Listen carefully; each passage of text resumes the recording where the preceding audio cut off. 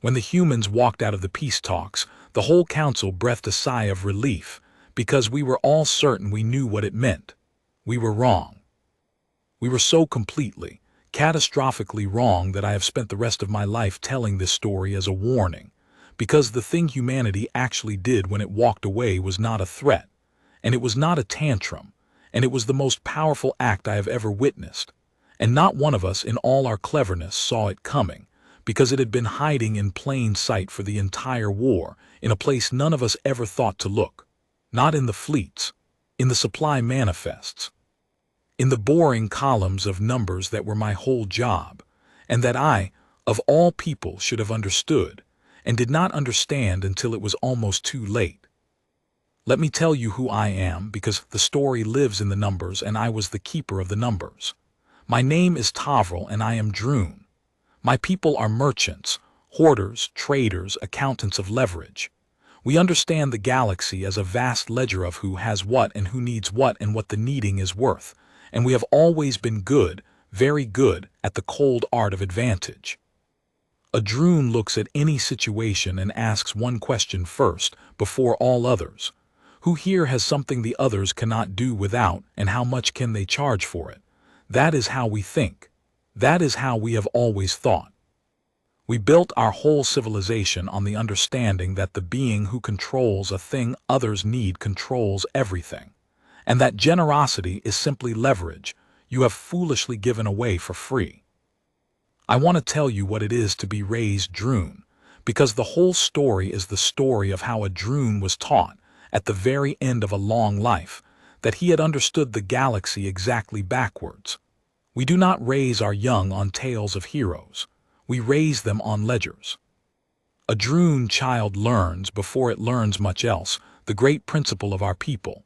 That need is the only true currency, that the holder of what others must have is the holder of all power, and that the first mistake, the fatal mistake, the mistake that ends clans, is to give away your leverage for the warm feeling of having been generous. We have a word for that warm feeling, and the word is also our word for foolishness. In the Droon tongue, to be generous and to be a fool are very nearly the same word, separated only by a small inflection, and a Droon child who confuses them is corrected sharply. I had that principle in my bones. I had built a whole career on it. I was the council's quartermaster precisely because I understood better than anyone the cold truth that the Droon see and others sentimentally deny, that the galaxy runs not on courage or honor or principle, but on supply, on who holds the food and the fuel, on need and the leverage that need creates. I was very proud of seeing clearly. I thought my clear, cold sight was wisdom. The humans taught me it was a kind of blindness, that I had been so busy seeing the leverage in everything that I had never once seen the thing the leverage was made of, which was people and their need, and the choice of what to do with another's need when it is placed, trembling, in your hands. I was the council's senior quartermaster, the chief logistics officer of the Galactic Council's war effort, which is a long way of saying that I counted things: ships, fuel, food, the endless rivers of supply that an interstellar war devours, the unglamorous arithmetic of keeping fleets fueled and populations fed across a dozen worlds at war. It is not a celebrated job. No one writes songs about the quartermaster. But I will tell you a secret that every quartermaster knows and every general forgets. Wars are not won by the brave. They are won by the fed. The fleet that runs out of fuel loses to the fleet that does not, however brave its crews. The world that runs out of food surrenders, however fierce its soldiers. I had spent the whole war in the rooms behind the war, watching the numbers, and I knew a thing the heroes in the council chamber did not know, a thing that turned out to be the entire hidden truth of the war and the peace. But I knew it only as a number, a line in a manifest, and I did not understand what the number meant until the humans walked away and the number stopped. Let me set the scene, because the war is the whole context, and you cannot understand the walkout without understanding the war.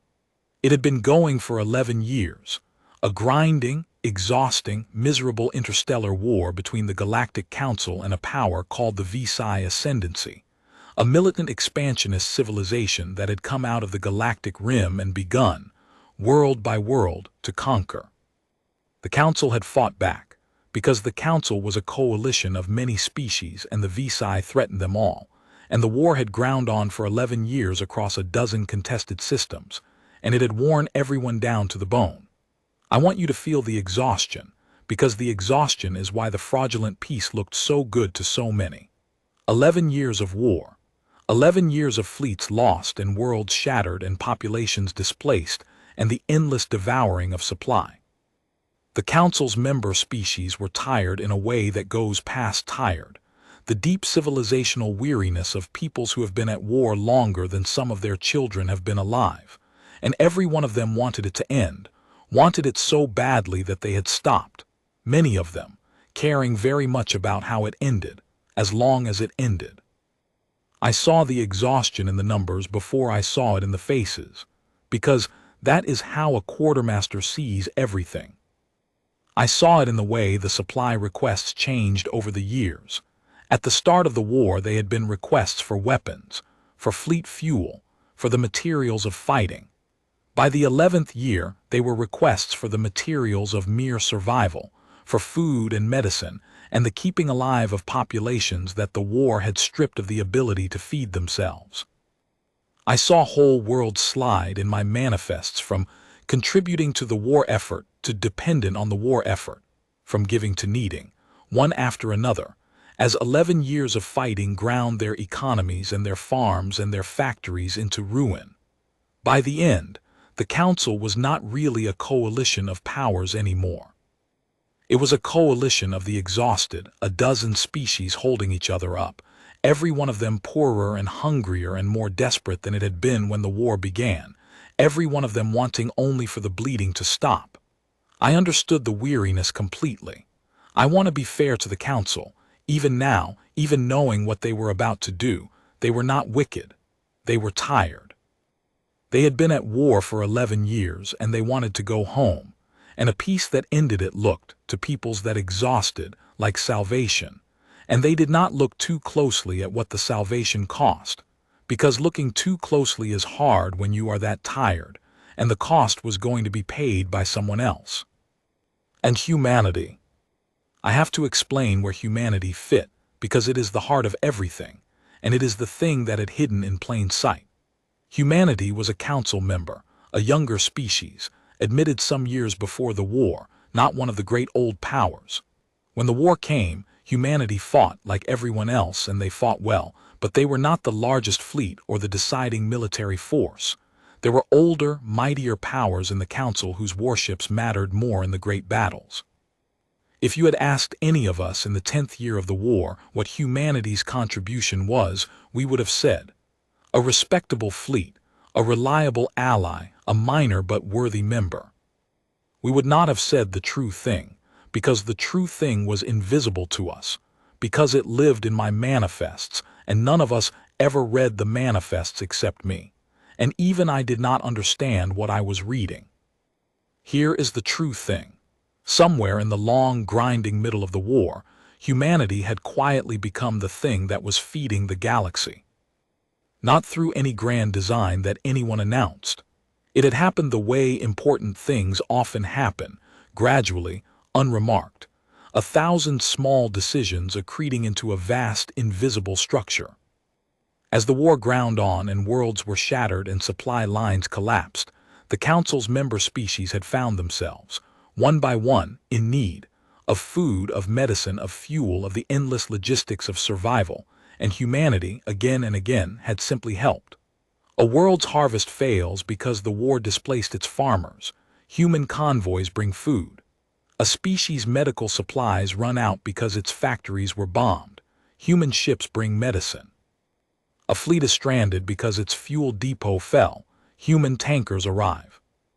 Over the years of the war, humanity had built, not as a weapon, not as leverage, but simply because they could not watch people starve, an enormous, sprawling, galaxy-spanning network of aid and supply, and that network had become, without anyone quite noticing, the circulatory system of the entire war-ravaged council.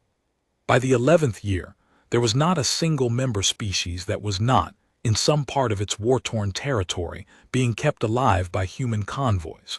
Not one. I want to give you a sense of the scale, because the scale is the thing that makes the rest of the story true, and because I am the one being in the galaxy who actually saw it, in the only place it was visible, which was my manifests. By the 11th year of the war, human aid convoys were running on a scale that dwarfed the Council's entire military logistics. There were more human ships moving food and medicine than there were Council warships, by a wide margin.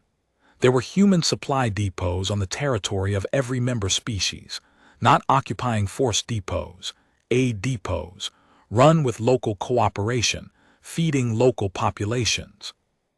There were whole human colonies that had effectively converted their economies to the production of relief supplies for other species' war refugees. And the humans had done it so quietly, so undramatically, threaded so gradually into the fabric of the war, that it had become invisible the way the ground beneath your feet is invisible, not because it is small, but because it is everywhere and always there, and you only notice it when it is suddenly gone. The Council debated fleets and territories and treaties in its great chamber, and never once debated the human aid network, because the human aid network was not a topic. It was just the weather. It was just the condition under which everything else happened. A dozen species had quietly, without ever deciding to, arranged their entire war survival around the assumption that the human convoys would keep coming, the way you arrange your life around the assumption that the air will keep being there. And no one knew. That is the thing I have to make you believe because it sounds impossible and it was true. No one knew because humanity never said. They never made it leverage. They never came to the council chamber and announced their indispensability, never demanded concessions for their aid, never once in all those years used the food and medicine and fuel as a bargaining chip the way my people would have, the way any sane Droon would have, the way I myself, the quartermaster, kept expecting them to. I watched the human aid network grow in my manifests year over year, and I kept waiting, with the cold Droon part of my mind, for the humans to cash it in, to walk into the council and say, "You all depend on us now, so here is what we want." It is what we would have done. It is what anyone would have done. Controlling the supply that others cannot live without is the oldest, surest leverage there is, and the humans had accidentally acquired the most total such leverage in galactic history, and they did nothing with it. They just kept feeding people. I found it baffling. I found it almost offensive, the waste of it, all that leverage, simply given away for free for no advantage at all. Foolish, I thought. Generous and foolish, the way young species are. I remember a specific moment in the 9th year that I have turned over 1,000 times since, because it was the moment I came closest to understanding and still missed it completely. I had been reviewing the human convoy data, and I had noticed something that, to a Droon, was simply incomprehensible. The humans were sending aid to a species called the Korlun, who had, 2 years earlier, been on the brink of leaving the Council coalition, and had publicly insulted humanity in the process during a bitter territorial dispute. The Korlun had been humanity's adversaries, within the coalition, as much as anyone. And here were human convoys in the 9th year, feeding starving Korlun refugees as generously as they fed anyone. I could not understand it. It made no sense in the ledger. You do not feed those who have wronged you. You let their need teach them the cost of having crossed you, and then, when they are desperate enough, you extract the price. That is simply how leverage works. I actually raised it with a human logistics officer I dealt with, a tired, decent person named Akoro who ran a major convoy hub, and I asked him with genuine Droon puzzlement why humanity was feeding the Korlun who had insulted them, who were their rivals, who deserved to be left to learn their lesson. And Akoro looked at me, equally puzzled as if I had asked something that did not parse, and he said, "They're hungry. The kids are hungry." What's the Corlin thing got to do with whether a hungry kid eats? And I had no answer, because in my whole dream framework there was no place to put that sentence, and I filed it away as more human foolishness and did not understand, would not understand for 2 more years, that I had just been told the entire secret of humanity and had heard only nonsense. I did not understand. None of us understood. We had all of us, the whole clever calculating council, made the same error, the error that my own people are most prone to and least able to see. We had mistaken humanity's generosity for weakness. We saw a species that gave away its leverage, and we concluded that it did not understand leverage, that it was naive, soft, a useful junior ally who happened to be unusually charitable. We never once considered the other possibility, that humanity understood leverage perfectly well, better than we did, and had simply decided that there were things it would not use as a weapon, no matter how powerful a weapon they would make. We could not conceive of a species that would hold the galaxy's survival in its hands and decline on principle to squeeze. So we assumed they didn't know what they were holding. We were wrong. They knew exactly what they were holding. They were just waiting, though waiting is the wrong word, because they hoped never to need it, for the one situation in which they would have to use it.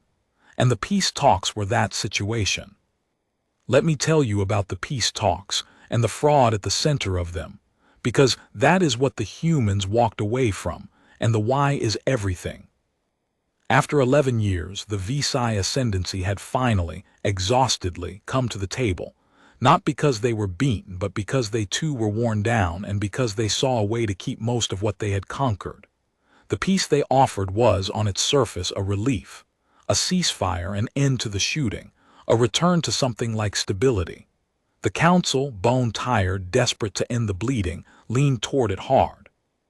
But there was a thing inside the peace, a rotten thing, and it was this: the Visai would keep the worlds they had conquered. Not all of them. They offered to return some, the bargaining worlds. But the core of their conquest, including a world called Sennat and its people, the Sennat-born, a gentle populous species the Visai had overrun early in the war and subjected to a brutal occupation, would remain under Visai control. Forever. The price of peace was that the Sennat-born would be left enslaved, their world a permanent Visai possession, their occupation made legal and final by the very treaty that ended the war.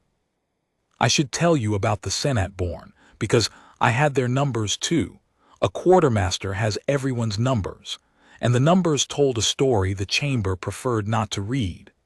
The Sennat-born had been one of the gentlest and most generous member species of the council before the war. They were a populous, peaceful, agricultural people, and in the early years of the war, before they themselves were overrun, they had been among the first to send aid to others. They had a giving nature, the Sennat-born, a cultural warmth, and they had spent themselves freely helping their neighbors in the war's first years.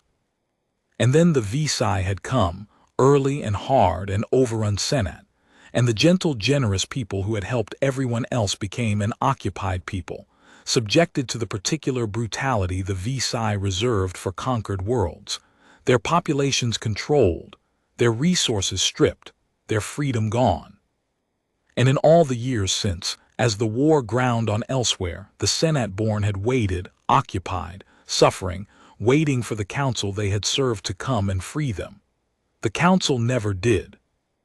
There were always more pressing fronts, more defensible objectives, and Sennat sat deep inside Visai-held space, expensive to liberate. And so the gentle people who had given aid to everyone in the war's first year spent the next 10 years under the boot, abandoned in practice by the coalition they had helped. And now they were to be abandoned in law, made permanently the Visais, written into a treaty as the price of everyone else's peace. The species that had helped everyone was to be sold by everyone. I had their numbers, and the numbers were a quiet horror, and the chamber did not read them because the chamber was tired, and the Sennat-born were not in the room. And the council was going to agree. That is the shameful truth at the center of this. The council, exhausted, desperate, was going to sign a peace that abandoned the Sennat-born to permanent occupation, because the Sennat-born were one people and the peace would save everyone else, and 11 years of war had taught the council to make exactly that kind of arithmetic and call it wisdom. The Sennat-born were not in the room. Occupied peoples never are. They had no fleet, no vote, no leverage. And so the deal that abandoned them was, to the weary council, simply the cost of peace, regrettable and necessary and nearly done. I was in the chamber in my quartermaster's seat at the side when the human delegate rose to give humanity's position on the peace, and I expected what everyone expected, assent. Humanity was tired too. Humanity had bled in the war like everyone else. Surely they wanted it over. Surely they would sign. The human delegate, her name was Ambassador Raina Holt, a grave, quiet woman I had seen many times across the war years and never paid much attention to, because what does a quartermaster care for ambassadors, rose and looked across the great weary chamber at the peace that abandoned the Sennat-born, and she said, "We've read the treaty, all of it, and I'm going to be very plain because everyone in this room is tired and plainness is a kindness. Humanity will not sign a peace that leaves the Sennat-born under occupation. We didn't fight an 11-year war against conquest to end it by legalizing the largest conquest of the whole war. The Sennat-born are not a price. They're people, and they're not in this room, and we will not sell them to buy our own rest. Free Sennat, and we'll sign within the hour. Leave it occupied, and we walk." And the council was annoyed. I remember the annoyance more than anything. Not agreement, not shame, annoyance. Because humanity was being difficult, was holding up the peace everyone craved over the fate of one occupied people who couldn't be saved anyway, who the sigh would never give up, whose freedom was simply not on offer. Several of the great powers told the humans, with the weary impatience of the exhausted, to be realistic. The sigh would not free Sennat. It was the heart of their conquest, demanding it would collapse the talks and restart the war. And was humanity truly willing to throw the whole galaxy back into 11 more years of bloodshed over one world that could not be saved regardless? Be realistic. Sign. End it. The Sennat-born are lost. Do not lose everyone else with them. And Ambassador Holt listened to all of it, the whole weary, impatient chorus, and then she gathered the human delegation, and she said one last thing before they left the chamber, and at the time it sounded like nothing, like the empty parting line of a delegation that had lost the argument. She said, "All right, we understand. We won't hold up your peace, sign it if you're going to, but we won't be part of it, we're going home." And humanity walked out of the peace talks. And the whole council breathed a sigh of relief, because we were certain we knew what it meant. The difficult humans had made their principled gesture and lost, and now they were withdrawing in a sulk, and the peace could proceed without them and the war could end. That is what we all thought watching them go. A minor ally removing its minor objection, an inconvenience resolved. We had 3 days before we understood. 3 days before the numbers in my manifests began to change. And a Droon quartermaster who had spent the whole war mistaking generosity for weakness finally understood what humanity had actually been holding all those years, and what it meant that they had just, very quietly, with no threat and no fanfare and no shot fired, taken it away. Let me tell you about those 3 days. Let me tell you how the Galactic Council came to beg humanity to return, not out of fear of their fleet, but out of a thing far more humbling and far more instructive and far more powerful than any fleet has ever been. The first day, nothing happened, and the nothing was the most ordinary thing in the galaxy, which is exactly why no one understood what it meant. The humans went home, that is all. They did not issue a threat. They did not move their fleet. They did not make a single hostile gesture. Ambassador Holt's delegation simply boarded their ships and departed the council station, and word went out through human space, quietly without announcement, the way humans did everything in this story, that humanity was withdrawing from the war coalition, that it would not be party to the peace, and that it was, in the plain words Holt had used, going home. And going home, for humanity, meant something that none of us in our exhaustion thought to consider in those first hours. It meant the convoys. The aid convoys did not stop dramatically. There was no grand cessation, no announced embargo, no leverage cashed in with a flourish. The human ships that were already in transit completed their deliveries. Humanity would not let food already promised rot in a hold while people starved. That was not who they were, even in withdrawal. But no new convoys departed. The vast sprawling network of human aid, the thing that had become the circulatory system of the war-ravaged galaxy, simply wound down, quietly. Like a great heart that does not stop in a single dramatic beat but slows and slows, as the ships in transit make their final deliveries and no new ships leave port behind them. On the first day, this was invisible to everyone except me. I saw it first because I was the only one looking at the place where it was visible. I was the quartermaster. I watched the manifests the way a healer watches a pulse, and on the first day after the walkout, I noticed a thing in the numbers that made the cold drone part of my mind go very still. The scheduled human convoy departures, the new shipments leaving human space for the coming days and weeks, had dropped to zero. Not reduced. Zero. There was not a single new human aid convoy scheduled to depart anywhere for any destination ever again. The ships in transit would complete their runs, and then the network that fed the galaxy would simply be gone. I did the arithmetic. It is what a drone does. It is what a quartermaster does. It was, in that moment, the most important arithmetic I ever performed. I took the consumption rates of every dependent population across the Council, every world being kept alive by human convoys, every refugee camp, every stranded fleet, and I set them against the stockpiles on hand, and I calculated how long each would last once the human deliveries stopped. And the numbers that came back stopped my breath, because the dependency was not partial and it was not survivable.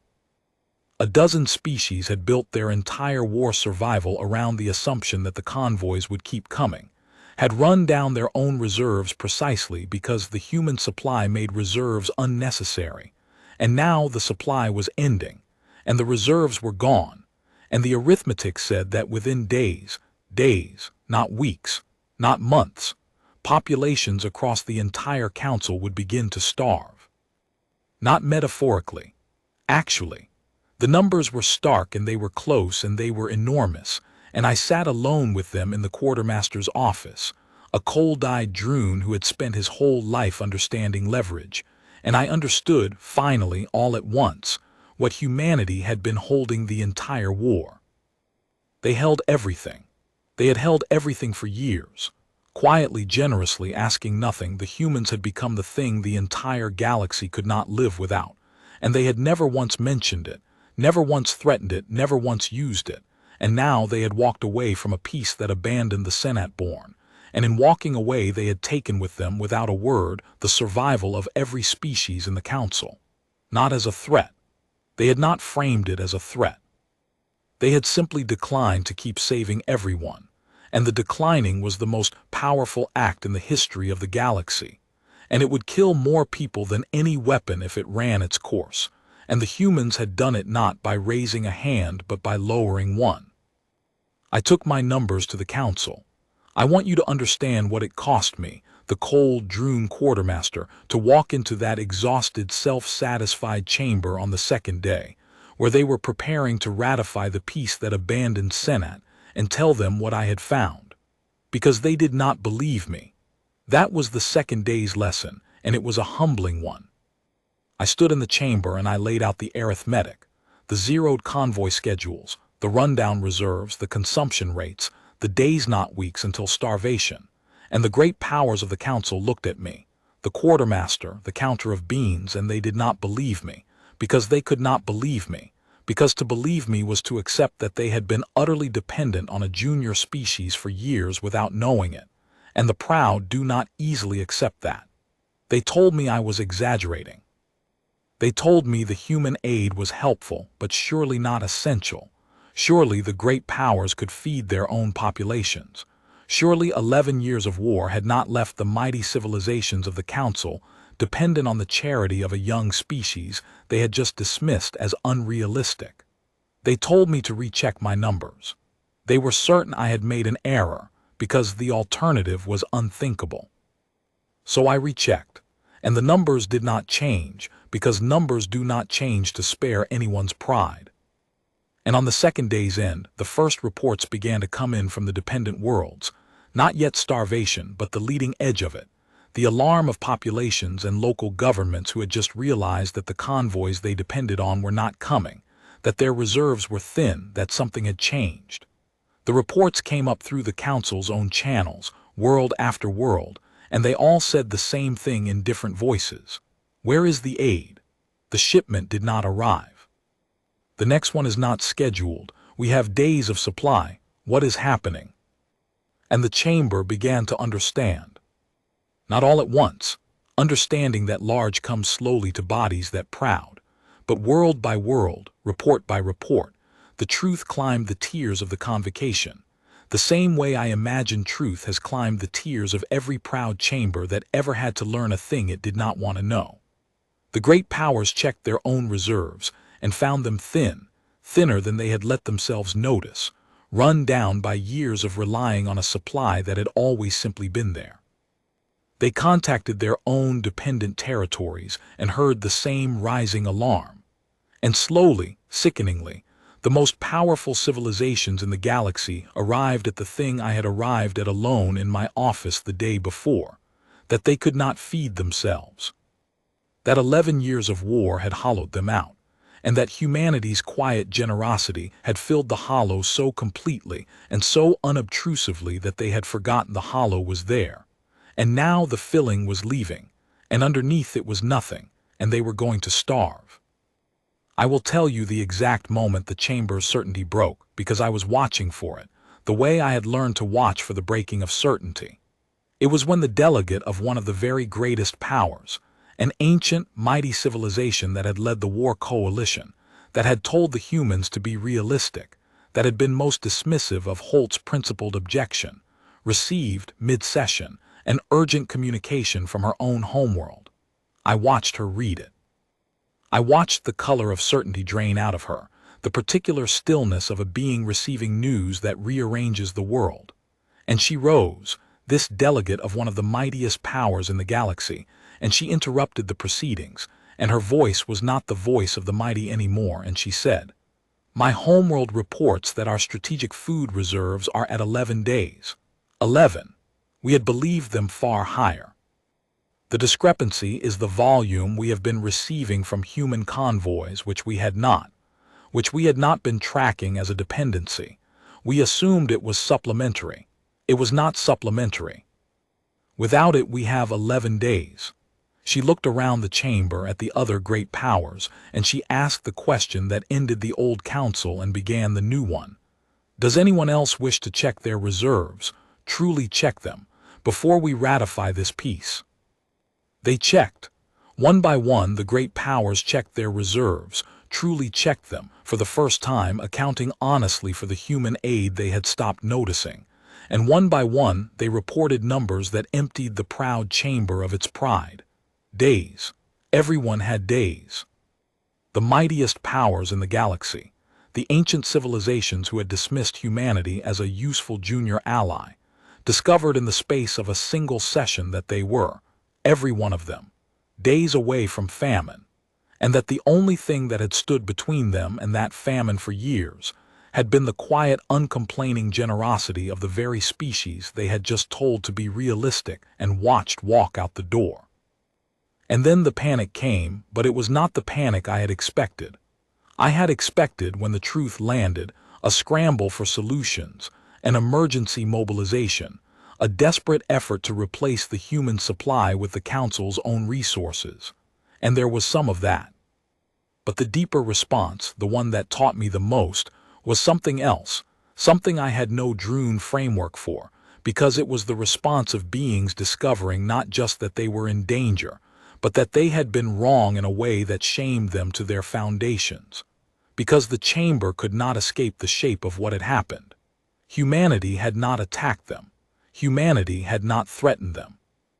Humanity had spent 11 years quietly keeping them all alive, asking nothing, and then humanity had made one request: free the Sennat-born, do not sell an occupied people to buy your own peace.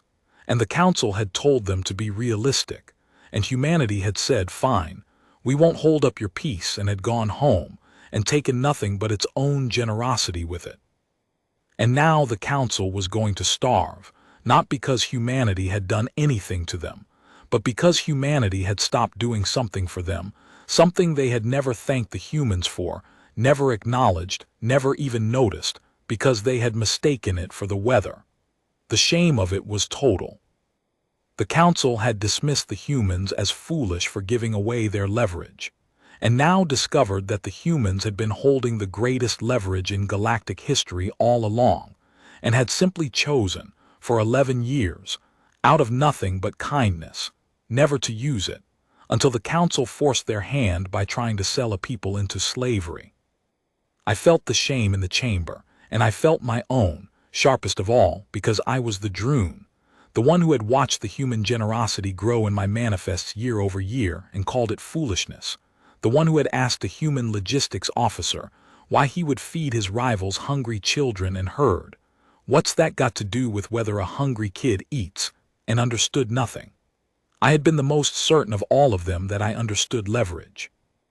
And I had missed entirely the thing the humans understood that I did not. That the deepest leverage of all is the leverage you earn by helping people and never holding it over them. Because that leverage, when you finally do withdraw it, carries a moral weight that no threat could ever carry. The humans had not made the galaxy dependent on them in order to control it. They had made the galaxy dependent on them by refusing to let it starve. And then, when the galaxy tried to do an evil thing, they had simply stepped back and let the galaxy feel the full weight of what it had been taking for granted. It was the most powerful act I have ever seen, and it was made entirely of kindness, and it could not have worked if the kindness had not been real for all the years before. The council convened in emergency session that night, a different session than the proud one that had told the humans to be realistic. And the great powers, who days before had dismissed a junior species principled objection, now faced a question they could not negotiate their way around, because for once there was nothing to negotiate with. They needed humanity, and humanity had asked for one thing, and they had refused it, and now they had days. What they did next, how the proud council came to beg, and what humanity required in return, and whether the Sennat-born were freed, is the last part of the story, and the part that turned a lesson about leverage into something I have spent the rest of my life trying to live by. Let me tell you how the Galactic Council came to plead with the species it had dismissed, and what it learned in the pleading about the true shape of power. They sent for the humans on the 4th day, and the message the council composed was the most extraordinary document I have ever read, because I watched it being written, and I watched what the writing did to the beings who wrote it. It is not easy for the proud to beg. I want you to understand that, because the begging is the heart of the lesson, and the lesson would mean nothing if the begging had been easy. The great powers of the Galactic Council, ancient civilizations, mighty fleets, peoples who had ruled their corners of the galaxy for longer than humanity had possessed fire, had to compose a message to a species they had dismissed 4 days earlier, asking it to return. And the first drafts were terrible because the proud cannot, at first, stop being proud even when they are starving. The first drafts were full of the old language, the language of equals negotiating, the language of the council requests, and in the interest of mutual benefit, and humanity is invited to resume its valued role. I read those drafts.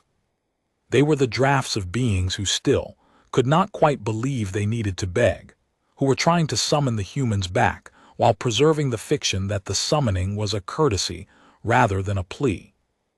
And then the reports from the dependent worlds got worse, and the drafts changed, because reality is the great teacher of the proud, and reality was teaching hard. By the 3rd draft, the language of equals was gone, and what replaced it was something the convocation had not produced in 9,000 years: honesty. The message that the Council finally sent to humanity. I helped write the final version, the Droon Quartermaster, because by then they had stopped dismissing me and started, for the first time, actually listening to the being who understood the numbers. The message that finally went out was short, and it was plain, and it was true, and it said, "We were wrong. We did not understand what you have been doing for us, and we did not thank you for it, and we dismissed you when you asked us for the one thing you have ever asked. Our peoples are days from famine. We are asking you to come back, not to resume a role, but because we cannot survive without you, and we have only just understood it. We do not know what you will require of us. Whatever it is, we are listening now. Please come back, please. Please come back, please." From the proudest chamber in the galaxy to a species it had called unrealistic. I never thought to see it. And when the message was sent, I felt the thing I had been missing my whole Droon life finally complete itself in me, because I understood that humanity had achieved with kindness, a thing that no conqueror in galactic history had ever achieved with force. It had made the great powers say please and mean it, and be grateful for the chance to say it. Humanity came back. Of course they came back. That was the thing that completed the lesson, the thing I will get to. But they did not come back the way a conqueror returns to a conquered people, gloating, extracting.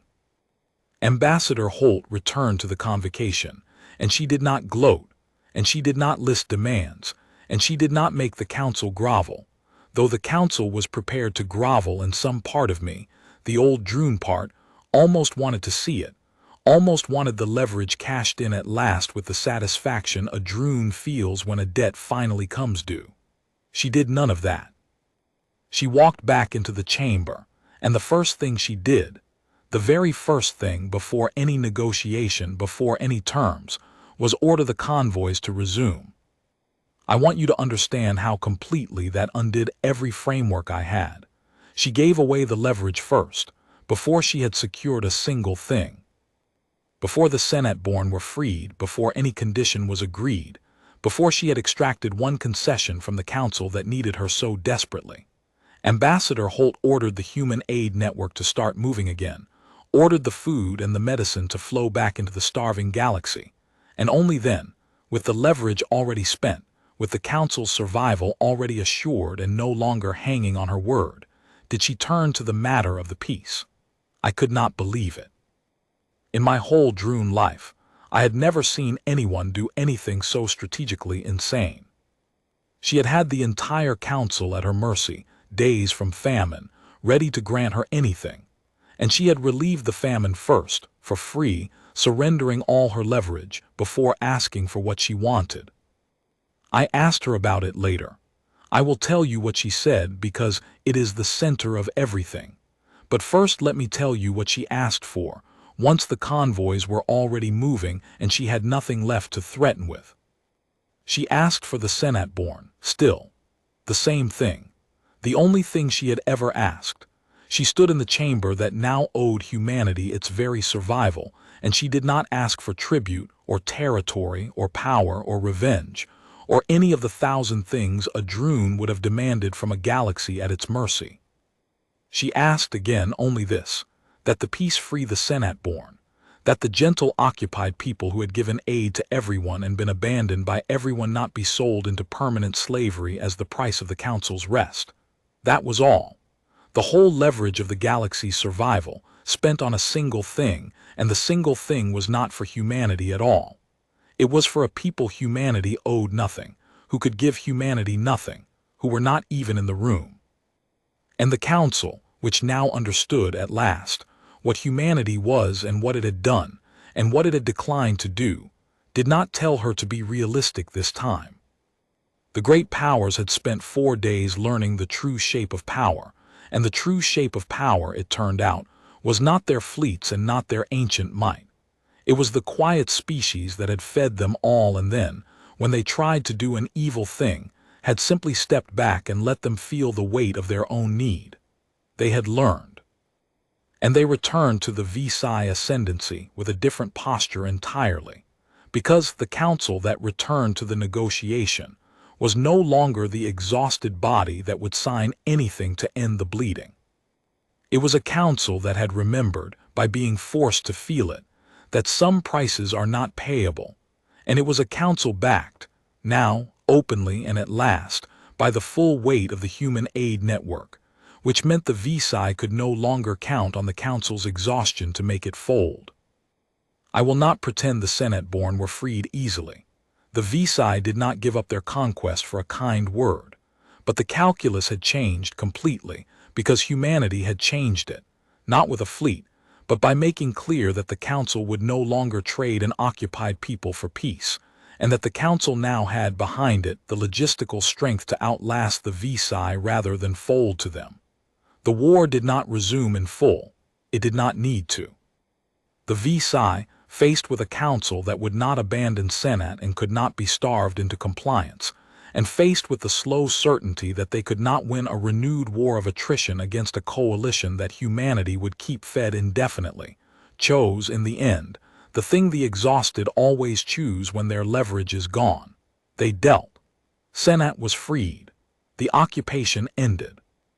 The gentle people who had helped everyone and been abandoned by everyone were, in the end, not sold, because one species had refused to sell them, and had possessed, through years of quiet kindness, the only power in the galaxy that could make the refusal stick. I asked Ambassador Holt, before she left, the question that had burned in me since the moment she ordered the convoys to resume before securing a single thing. I asked her why she had given away all her leverage first, why she had relieved the famine before extracting her terms, why she had not held the galaxy's survival over the council until the Sennat-born were free. It was, I told her, with the honesty of a droon who had finally learned to doubt his own wisdom, the most powerful position any being had ever held, and she had simply surrendered it. Why? And Ambassador Holt looked at me, the droon quartermaster who had watched her people's generosity for 11 years and called it foolishness, and she said the thing I have built the rest of my life around. She said, because the food was never leverage. That's the part your people never understood, and I don't say that as an insult. It took us a long time to understand it ourselves. The moment you feed someone in order to control them, the food stops being a gift and starts being a chain, and people can feel the difference, and it poisons everything. We didn't feed the galaxy for 11 years to build leverage. We fed it because people were hungry. That's the whole reason. And when we walked away, we weren't cashing in leverage either. We were just refusing to keep being part of something evil. The starving that followed wasn't our weapon. It was just what happens when you've been carrying something for everyone and you set it down. She paused.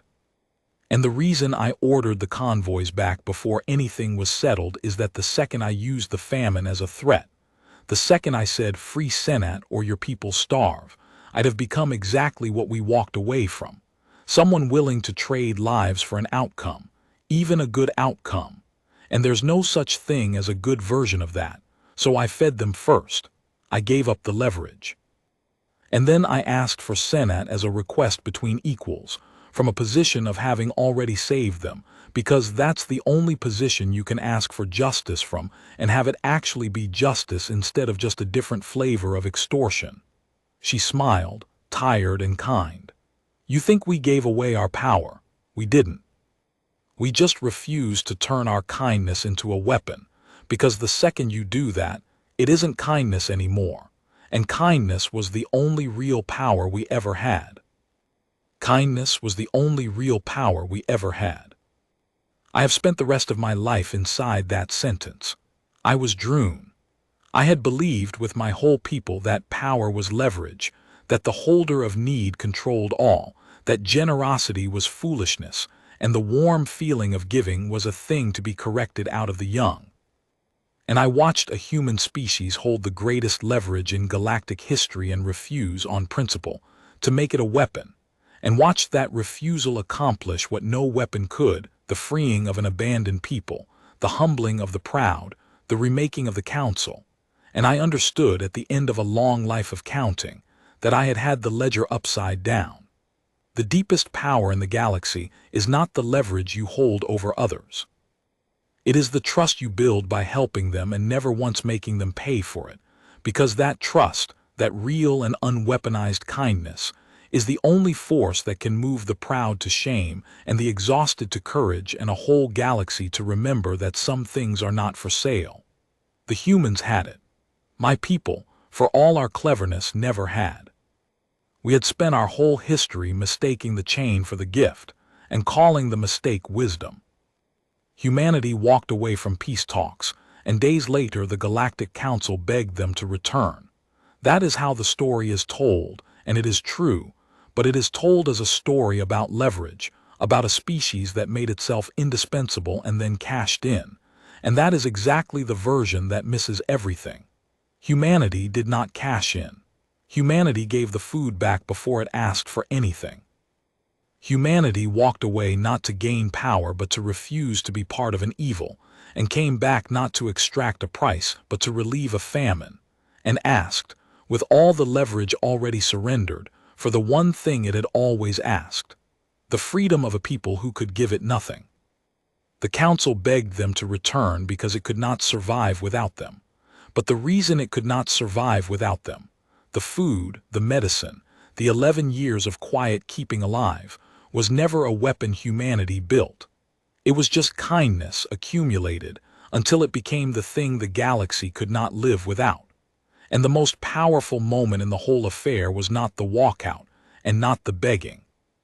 It was a tired human ambassador, holding the survival of the galaxy in her hand, choosing to open her hand and give it back for free before asking for justice, because she understood the thing my whole people never did. The strongest thing you can ever hold is a kindness you refuse to turn into a weapon. I am Droon, I count things still, but I count them differently now. And in every ledger I keep, there is a column my people never had, the column the humans taught me, the one that holds the only wealth that ever truly mattered. Not what others owe you, but what you have given them freely and never once asked them to repay.